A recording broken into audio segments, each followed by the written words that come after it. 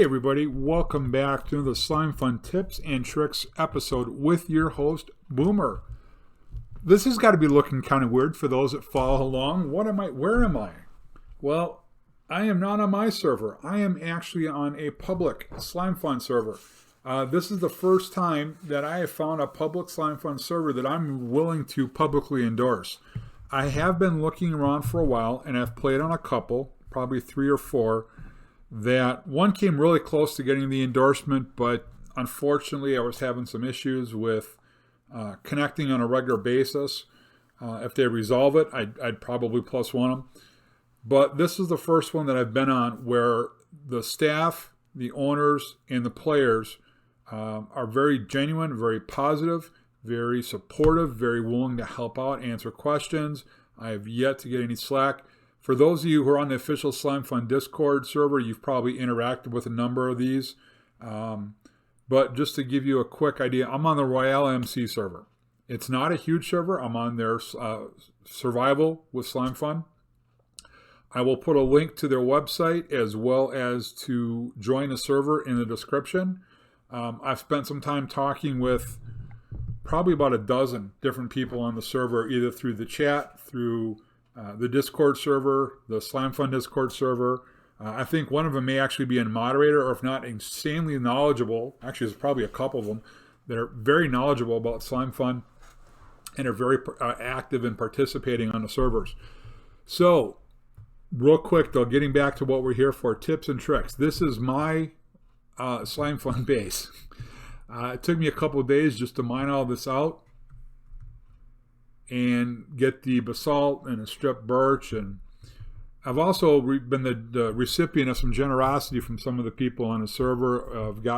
They got me my cargo manager, my daylight sensor, not the daylight sensor, excuse me, my solar generator. So I had a power source and cargo in the nodes, and thank you guys again. I did manage to build a regulator, my cobblestone gen, first ore grinder, dustpan, gold wash. We got the basics going down here. I am storing flint. I can sell clay back to the server once it's in block form, my iron nuggets.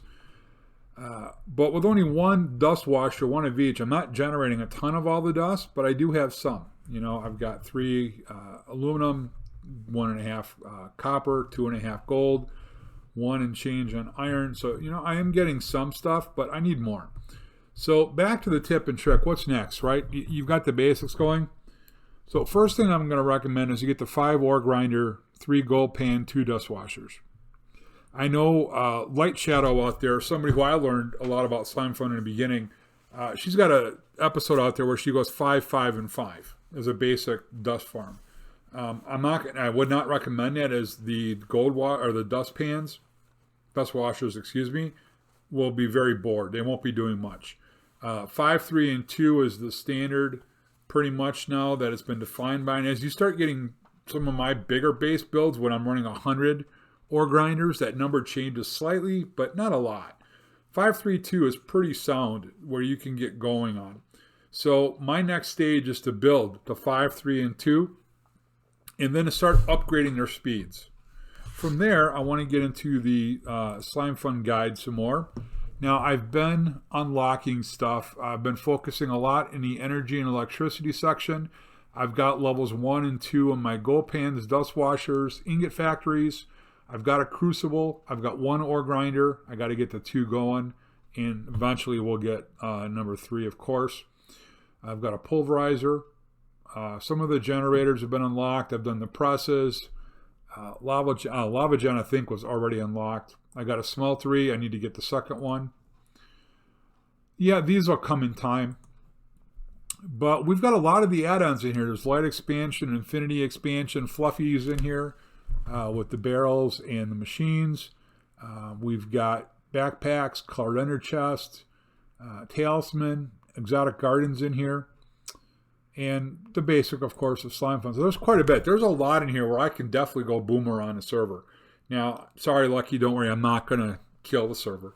I'm not going to add in, 14,000 cargo nodes, so don't worry. But we are going to get some stuff going. I want to be able to make all the basic stuff that's in here, get up to infinity, in a reasonable time frame.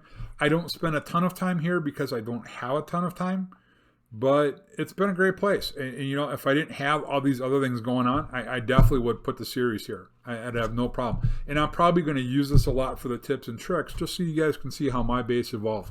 And please, don't think you have to do it the way I'm doing it. I highly encourage you, find out what works for you. Because at this point, you could branch off another number of ways.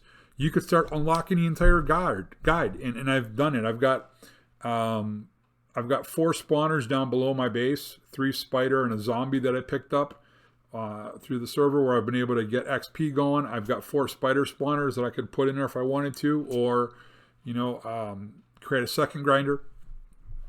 But my goal right now would be 5, 3, and 2. That's what I'm working towards. And then from there, I want to start adding some other pieces. Right now, I think I'm going to start pushing a lot faster on the Infinity on Light Expansion. But even before that, believe it or not, Transcendence.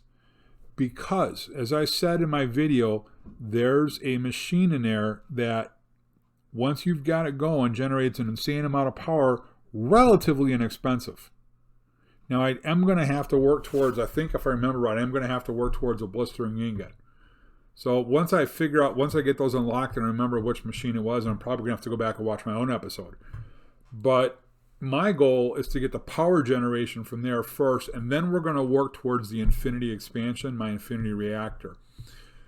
So another tip out of this is I've laid out my area, and actually before I dug all this out, I actually measured what would it look like if I repeated this, every other one that I spaced it out right, and what about going this way?